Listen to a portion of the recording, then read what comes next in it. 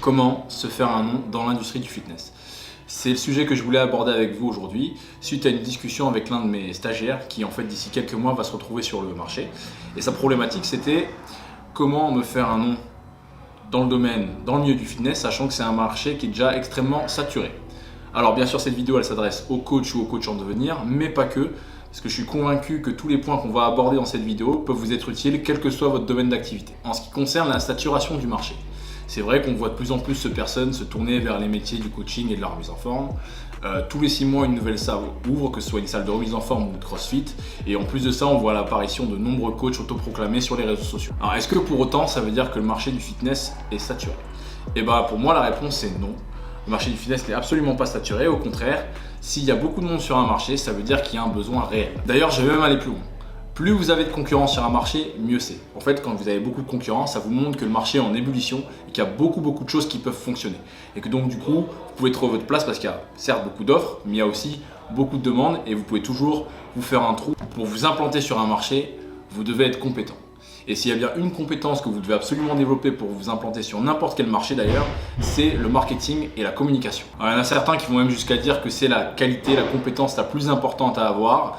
Et je dois avouer que je suis assez d'accord avec eux parce que vous pouvez être le meilleur coach de la Terre, avoir des super connaissances en physio, en péda, faire des super programmations. Si personne ne vous connaît, vous n'allez capter aucun client et du coup vous n'allez pas faire d'argent. Et vous allez devoir développer cette compétence pour dans un premier temps comprendre les besoins réels de vos clients.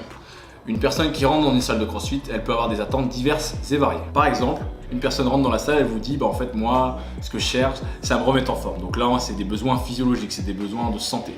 Une autre personne, elle peut venir et vous dire en fait moi ce que j'aime c'est l'ambiance, c'est la communauté, c'est m'entraîner en groupe. Là on a affaire à un besoin d'appartenance. Vous pouvez encore avoir une autre personne qui vient moi j'ai envie de performer, je veux faire de la compète, j'ai envie de me prouver quelque chose à moi-même. Ça c'est des besoins d'estime de soi. J'ai pris ces différents exemples pour vous montrer que pour un même service, pour un même produit, une personne elle peut avoir des attentes complètement différentes. Et c'est pour ça que vous devez absolument comprendre les besoins de vos clients pour ensuite adapter votre réponse et vous positionner par rapport à celle-ci. Alors maintenant je sais ce que vous allez me dire bah oui mais moi Robin je suis formé en tant que coach, je connais toute la physio par cœur, toute l'anatomie par cœur, je suis très bon en péda sur l'haltéro, par contre en marketing j'y connais rien. Donc comment je m'en sors? Eh bien c'est simple, il y a 2 solutions qui s'offrent à vous. La première c'est de vous auto-former, d'acquérir cette compétence par vous-même. On a de la chance en 2020, il y a énormément de solutions, de moyens qui existent pour développer une compétence. Vous avez YouTube, vous avez les bouquins, vous avez plein de formations en ligne, donc en fait c'est pas une excuse. La deuxième solution ça va être tout simplement de sous-traiter. Sous-traiter ça veut dire que vous allez faire appel à quelqu'un d'autre pour gérer votre communication. Vous pouvez faire appel à une agence, vous pouvez faire appel à quelqu'un dont c'est le métier, vous pouvez demander conseil à un ami ou tout simplement aller voir un influenceur ou quelqu'un que vous regardez, quand vous regardez ça comme vous dites voilà le mec il a l'air de maîtriser, il a l'air de savoir ce qu'il fait, je vais lui demander des conseils. Mais dans tous les cas ce que je veux que vous reteniez c'est que vous ne pouvez pas faire l'impasse sur cette compétence-là, sur le marketing à communauté. C'est impossible. Même si vous êtes coach et que vous êtes très timide ou que vous ne savez pas vous vendre, vous allez devoir apprendre à le faire. Une fois que vous avez analysé les besoins réels de vos clients, vous allez ensuite devoir vous positionner par rapport à ces fameux besoins, mais aussi par rapport aux concurrents. Le conseil que je vais vous donner pour vous démarquer des autres, c'est un conseil qui a été donné par Seth Godin, un grand gourou du marketing, dans son bouquin La Vache Pourpre. Et ce conseil, il est très simple, c'est soyez remarquable comme une vache pourpre dans un champ vert. Alors là, vous vous dites sûrement que j'ai trop fumé la veille, mais tout simplement, ce qui veut dire, c'est que pour susciter l'intérêt, il vaut mieux être différent des autres plutôt que d'avoir un énorme budget communication. Et c'est plutôt une bonne nouvelle d'ailleurs. Et maintenant, forcément, la question c'est ok, mais comment je deviens cette fameuse vache pourpre dans le milieu du fitness? Pour moi, ça va forcément passer par la spécialisation. Et ça veut dire que vous allez devoir être ou devenir bon sur des choses que les gens veulent regarder et ou apprendre. Encore une fois ici, 2 solutions s'offrent à vous. La première, ce sera de devenir le meilleur dans un seul domaine d'expertise. Vraiment devenir le meilleur soit de votre région, de votre pays ou du monde, pourquoi pas, mais vraiment performer, atteindre l'excellence sur un domaine de compétences. La deuxième solution, ce sera de devenir bon, pas excellent, pas le meilleur, sur 2 voire 3 domaines de compétences. Alors on va parler franchement, pour moi la meilleure solution, c'est la deuxième. Pourquoi? Parce qu'en fait elle est plus accessible, elle est plus réalisable. C'est plus facile pour quelqu'un de devenir bon sur 2 ou 3 choses plutôt que de devenir le meilleur du monde dans un domaine précis. Concrètement, l'objectif, ça va être de devenir un mix unique. C'est cette fameuse vache pourpre. Et l'objectif pour vous, c'est qu'au croisement de ces différents domaines, de ces 2 ou 3 domaines, vous soyez le meilleur. Alors je vais vous donner des exemples concrets pour que ce soit plus parlant. Je vais parler par exemple de ma salle. Louis n'est pas le meilleur coach haltéro du monde. Il est très très bon, mais c'est pas le meilleur coach haltéro du monde. C'est pas non plus le meilleur haltérophile du monde. Marin, même chose, c'est pas le meilleur coach du monde. Il est très fort au squat, etc. Je suis pas le meilleur coach de gym au monde. Par contre, nous, on a 3 domaines où on est plutôt bon. Et on a croisé ces 3 domaines pour en faire notre spécialité. Et c'est pour ça qu'en fait, on a un mix unique et que du coup, on ne peut pas répliquer ce qu'on fait facilement. On ne peut pas répliquer ce que fait PowerCamp parce que c'est très compliqué de se retrouver avec 3 personnes ou alors d'avoir ces 3 qualités-là en même temps. Et c'est pour ça qu'on se différencie de la concurrence et que du coup, on résiste et qu'on persiste sur le marché. Un autre exemple que je peux vous donner dans mon entourage, certains la connaissent peut-être, c'est Camille Joun. C'est une influenceuse fitness qui est maintenant passée sur de l'haltéro. Et elle, c'est pareil, elle est entre guillemets bonne, forte sur 2 domaines. C'est pas la meilleure fitness girl du monde, elle fait pas des compétitions en body bikini. Pareil, l'haltérophile, c'est pas la meilleure du monde. Par contre, c'est la seule à proposer un service, une offre, une image, une culture où en gros, elle mêle à la fois le délire des fitness girls et le délire de l'haltéro. Concrètement, en fait, elle est très très dure à concurrencer et ce qu'elle fait, c'est unique. Dernier exemple, si vous ne connaissez pas, je vous mettrai quelques images. Jujimufu, c'est un youtubeur fitness très très connu. Il est connu parce que pareil, c'est un mix unique. C'est pas le meilleur bodybuilder du monde, il est très très massif, mais il est très chargé aussi. Mais c'est pas le meilleur bodybuilder du monde. Par contre, c'est le seul mec gaulé comme il est, à savoir faire le grand écart, à savoir faire des saltos, à faire à la fois de la force, du powerlifting et du strongman. Donc vous voyez, lui, il a énormément de domaines de compétences. Il excelle dans aucun d'eux. Par contre, encore une fois, c'est un mix unique. Alors maintenant, comment appliquer cette façon de procéder avec votre profil? Eh bien, c'est très simple. Vous allez regarder ce qui vous caractérise. Vous allez regarder dans votre passé sportif, dans votre passé professionnel, votre passé familial, dans votre vie en fait en général. Et vous allez faire ressortir certains attraits, certains atouts pour vous en servir et les croiser ensemble. Je vais donner un autre exemple encore. Vous êtes ancien militaire, vous êtes dans les forces spéciales, vous prenez une retraite et vous voulez vous convertir dans le coaching et vous êtes passionné haltéro depuis des années, vous en pratiquez.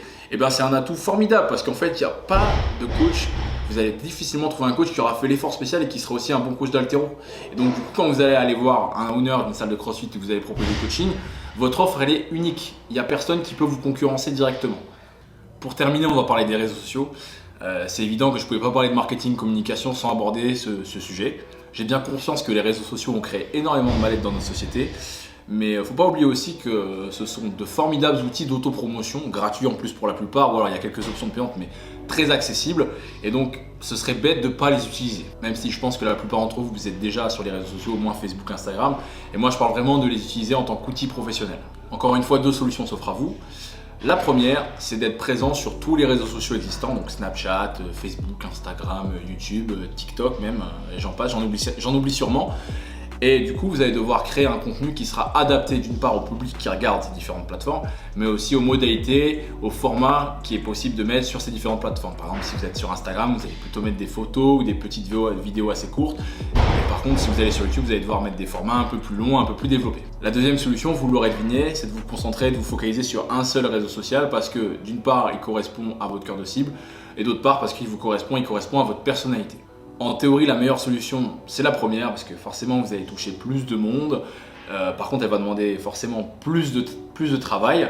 Mais en théorie, c'est la solution qui devrait être la plus efficace. Maintenant, libre à vous. Moi, je sais que personnellement, je préfère me concentrer sur le YouTube. Parce que sur YouTube, j'ai l'impression que je touche beaucoup plus le public qui est intéressé par ce que j'ai à proposer, ce que j'ai à dire. Et même d'un point de vue personnel, je me sens beaucoup plus à l'aise sur ce type de format. Je préfère développer des longs sujets, faire des vidéos qui font minimum 5 minutes et voire aller chercher 1 heure, 1 heure et demie quand on fait des podcasts, plutôt que de faire une super photo de moi stylée sur Instagram, etc. Après, nous, avec PowerCamp, on essaie d'être forcément sur tous les réseaux. Mais en tout cas, moi, à titre personnel, si je devais uniquement me concentrer sur un seul réseau social, ce serait YouTube. Et d'ailleurs, vous l'avez vu pour ceux qui suivent la chaîne, ça s'est énormément développé sur les derniers mois parce que c'est un réseau social avec lequel je suis très à l'aise. Petit récapitulatif pour terminer. Première chose, le marché du fitness n'est absolument pas saturé, au contraire, il est en pleine ébullition. Donc c'est le moment de vous lancer dans le fitness, dans le coaching, si c'est ce que vous voulez, si c'est ce dont vous avez toujours rêvé. La deuxième chose, compétence numéro 1 à acquérir, quel que soit votre domaine de compétence d'ailleurs, c'est le marketing et la communication. Vous devez absolument apprendre à vous vendre, à communiquer sur vous si vous voulez vous développer, espérer faire quelque chose de votre vie. Troisième chose, devenez la vache pourpre. Sélectionnez 3-4 compétences, au minimum 2, sur lesquelles vous êtes bon et sur lesquelles vous allez vous différencier des autres. Devenez la vache pourpre, soyez différent.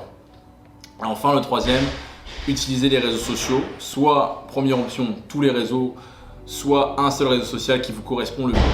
Je vous remercie d'avoir regardé cette vidéo jusqu'au bout, j'espère qu'elle vous aura été utile. Encore une fois, je l'ai fait parce que je sais qu'il y a énormément de coachs dans mon entourage et ou sur internet qui sont complètement paumés quand il s'agit de communiquer, qui font des trucs très maladroits et qui sont complètement perdus parce que tout simplement ils n'ont pas de connaissances sur le sujet. Et donc voilà, j'espère que ça va vous aider, que ça va enlever un peu l'écran de fumée et que vous allez pouvoir développer votre clientèle. Allez, bonne journée, à bientôt. Ya!